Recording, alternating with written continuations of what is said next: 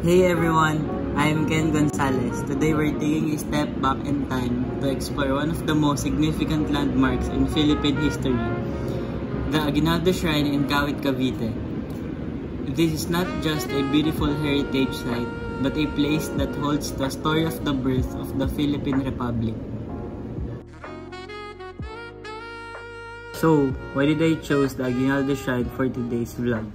Well, aside from the fact that it's such a beautiful and historical place, it holds a special significance in the heart of every Filipino. This is the very spot where our country's independence was declared back in 1898, marking the beginning of our journey towards freedom. The Aguinaldo Shrine is significant because it was the site where Emilio Aguinaldo declared Philippine independence from Spanish rule on June 12, 1898.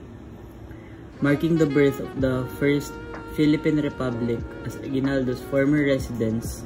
It also represents the life and struggles of the Aguinaldo family during the revolutionary period.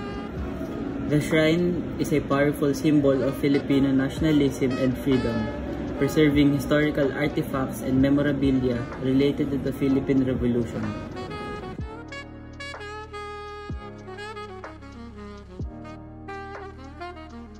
Let's enter the main house through the grand hallway.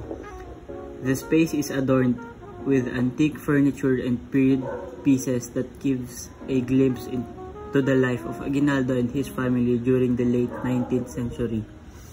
On the walls, you'll notice old photographs and portraits including images of Emilio Aguinaldo in military uniform, his family, and significant figures from the Philippine Revolution. These images capture the momentous era that changed the course of Philippine history.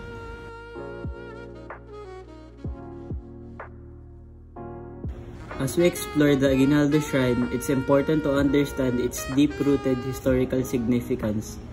This mansion, located in Kawit, Cavite, was once the private residence of Emilio Aguinaldo, the first president of the Philippines.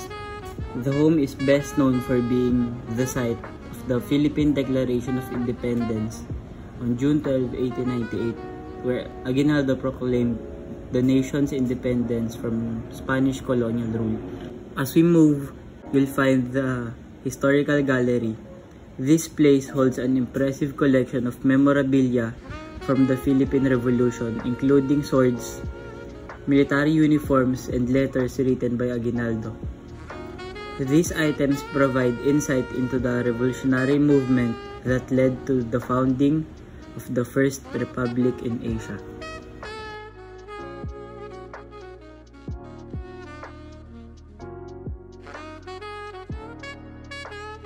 Now, we enter Aguinaldo's private quarters. His bedroom is simple but elegantly appointed with furniture from the late 19th century. The room gives us an intimate look into his life as a leader and a father. A large portrait of his family hangs above the head, showing the close-knit relationship they shared despite the demands of war and politics. As we leave the main house, we can reflect on the legacy of Emilio Aguinaldo.